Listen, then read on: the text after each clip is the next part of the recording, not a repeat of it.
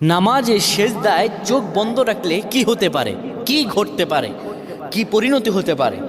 আমরা অনেকেই নামাজের সেজদায় চোখ বন্ধ রাখি। এটি আসলে আমাদের জন্য ভালো না ক্ষতি, এটি আমাদের জানতে হবে। নবী সাল্লাল্লাহু আলাইহি ওয়াসাল্লাম 532 নম্বর হাদিস সহিহ আল বুখারীতে বলেন, শোনো, তোমাদের মধ্যে কেউ যেন সেজদায় তার বাহুদয় যেন কুকুরের মতো না বিছিয়ে দেয়। অর্থাৎ এইভাবে অনেকে আমরা আছি, এইভাবে সেজদা দেই না।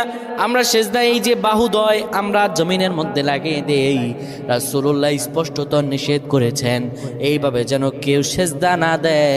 এইভাবে যদি সেজদা দেয় আল্লাহর দরবার তার নামাজ কবুল হবে না। শুধু তাই নয়, রাসূলুল্লাহ সাল্লাল্লাহু আলাইহি সাল্লাম সেজদার মধ্যে গিয়ে চক্ষু বন্ধ করা ঠিক নয়। যারা চক্ষু বন্ধ করবে, হয়তো মনের ভিতরে কোনো ফাহশা থাকলে সেটা দেখা যেতে পারে, কিংবা চক্ষু যদি বন্ধ করে রাখে তার এখানে কি আছে, সেজদার মধ্যে গিয়ে কি দেখতে পায় না দেখতে পায়।